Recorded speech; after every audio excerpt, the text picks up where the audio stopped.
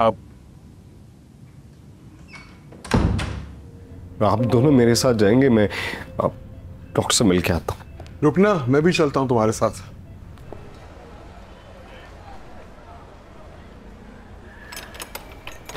अस्सलाम वालेकुम uncle aunty, आए आए प्लीज।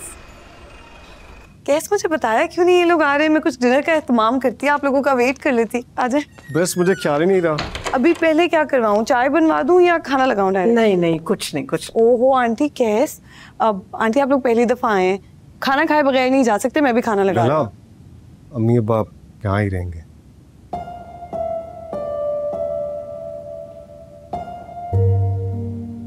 है चले आ जाए आ जाए।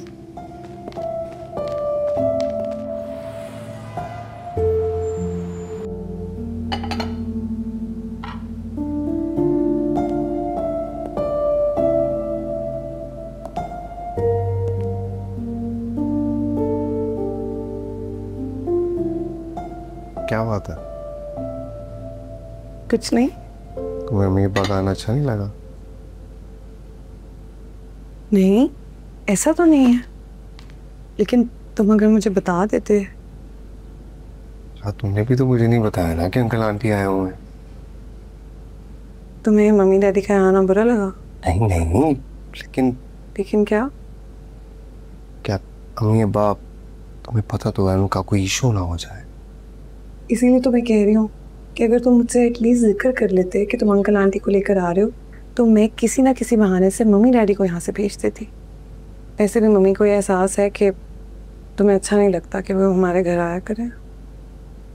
पर तुम जानती हो कि ऐसी बात नहीं है।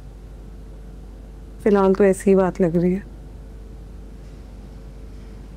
शैला, मुझे तुम्हारे पेरेंट्स के आने से कोई इशू नहीं, मैं बहुत एहतराम करता हूँ उनका, लेकिन अम्मी अब्बा पुराने ख्यालात के हैं। अगर उन्होंने कोई ऐसी वैसी बात करती तो मुझे अच्छा नहीं लगेगा। कैसे देखो, अगर तुम मेरे पेरेंट्स का एहतराम करते हो तो वो अपने पेरेंट्स को समझाना तुम्हारा फर्ज है। ऑनेस्टली एट दिस पॉइंट मैं उन्हें नहीं कह सकती कि वो यहाँ से जाएं। मैंने कब कहा तुम उन्हें जाने का कहो? जो बात जबान से अदा ना हो सके लम्हा समझा देता है। खैर, इस सूरत हाल में तो मुझे लगता है कि मम्मी डैडी खुद ही सुबह चले जाएंगे। तुम चेंज तो करो, जाओ।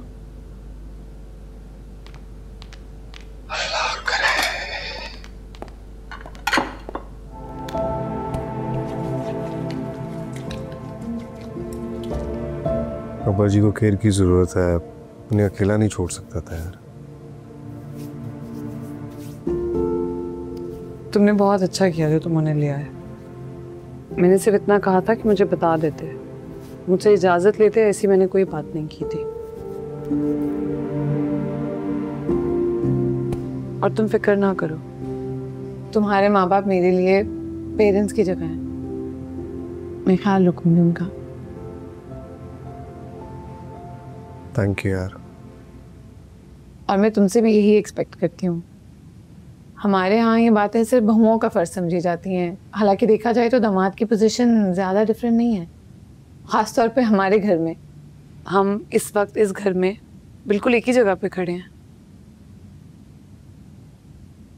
मैं तुम्हारे पेरेंट्स का ख्याल इसलिए नहीं रखूँगी कि तुम मेरे माँ बाप का ख्याल रखोगे, बल्कि इसलिए कि वो बुज़ुर्ग हैं और बुज़ुर्ग काबिल एहतराम होते हैं।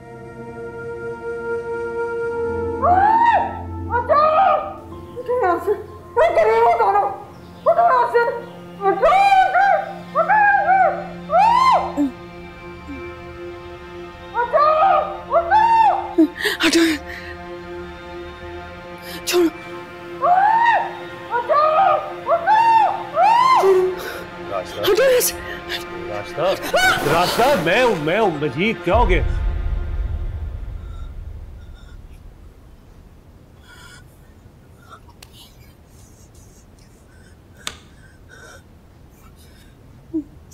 मजीद वो डाकू। कोई नहीं है यहाँ पे रास्ता, सिर्फ मैं हूँ। मुझे लगा वो मेरी तरफ बढ़े और सब बर्बाद हो जाएगा, सब कुछ बर्बाद हो। अरे कुछ नहीं होगा, दिल से खौफ निकाल दो, मैं हूं ना तुम्हारे पास। और डाकू सिर्फ पैसे लूटे हैं उन्होंने, और कुछ नहीं।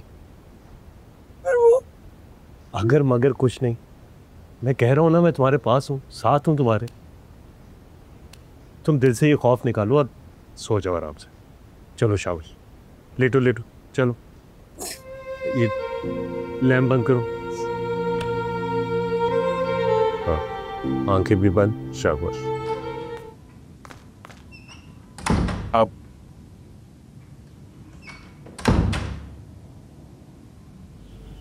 अस्सलाम वालेकुम आंटी। वालेकुम सलाम। कैस किधर है? आंटी उसकी मीटिंग थी तो वो ऑफिस चला गया है। आपको कुछ चाहिए? मैं नाश्ता बनवा दूँ? मिलके भी नहीं गया? बताया ना मैंने, अर्जेंट मीटिंग थी, एकदम से निकल गया। अंकल उठ गए, मैं नाश्ता बनवाती हूँ। एक बात बताओ, जी। तुम्हारे माँ बाप यहाँ ही रह रहे हैं मेरे बेटे के घर में?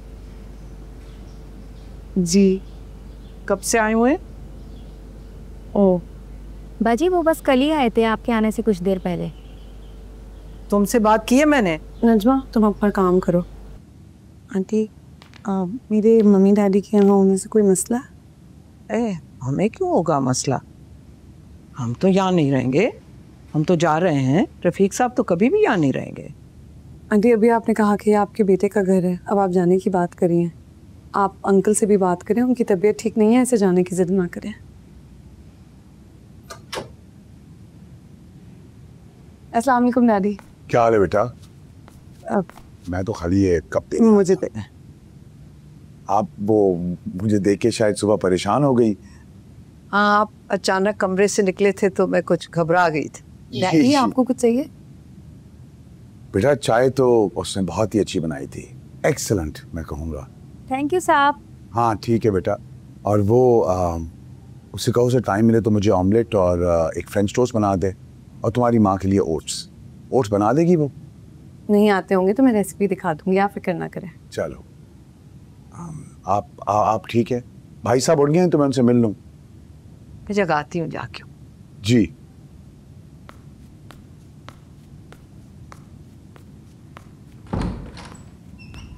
बड़ी वियर्ड मदर लॉ है तुम्हारी बेटा। डैडी जैसी भी है आपकी समधन है, सो नो बहस नो बदमज़गी। मेरी तरफ से अमन ही अमन है। क्या बात होगी? वो लैला को बहुत अच्छी जॉब ऑफर हुई है एक बहुत बड़ी कंपनी में। आज उसका इंटरव्यू है। We are very very proud of her. तो अब ये नौकरी करेगी? हमारे घर की बहू नौकरी नहीं करती, हमारा ये रिवाज ही नहीं। आपका रिवाज नहीं होगा लेकिन हमारा तो है। मैंने पूरी ज़िंदगी जॉब की है। मेरी बहन जो अमेरिका रहती है वो भी काम करती है। लैला को भी हमने इसीलिए पढ़ाया लिखाया था कि ये अपनी तालीम को कुछ इस्तेमाल करे, पॉजिटिव कंट्रीब्यूशन करे सोसाइटी में।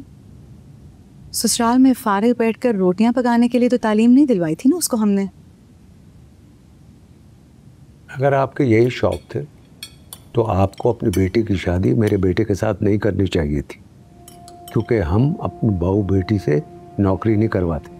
बस मैं तो पहले ही इस रिश्ते के हक में नहीं थी, आपका बेटा ही पीछे पड़ा हुआ था। खैर इस वक्त लैला अपने ससुराल में नहीं अपने घर में है। उसको क्या करना है उसका फैसला वो खुद कर सकती है। तुम जाकर तैयार हो। मम्मी एक मिनट। क्या 1 मिनट? तुम्हें देर हो रही है ना, गो एंड गेट रेडी। ये घर मेरे बेटे का भी है और वो इस वक्त घर पे नहीं है।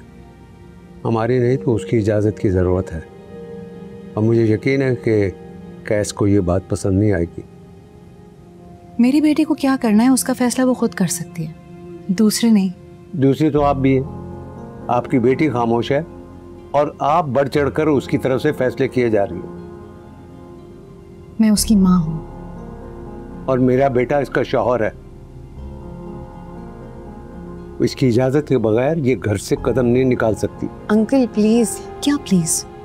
भाई साहब बिल्कुल गलत बात कर रहे हैं, और इनके दकियानूसी ख्यालात की वजह से तुम अपॉर्चुनिटी गवाओगी। मम्मी मैं सिर्फ ये कह रही हूँ कि अभी आप सब आए हुए हैं ना, तो मैं अपने इंटरव्यू को रीस्केड्यूल कर लेती हूँ। एक्सक्यूज, वो तुम्हें जॉब दे रही है, तुम उनको एम्प्लॉय कर रही हो। कुछ अक्ल करो। अभी हम बाद में बात करेंगे ना। आप सबने नाश्ता क्यों छोड़ दिया? आप लोग नाश्ता करें। नजमा चाय ले आओ।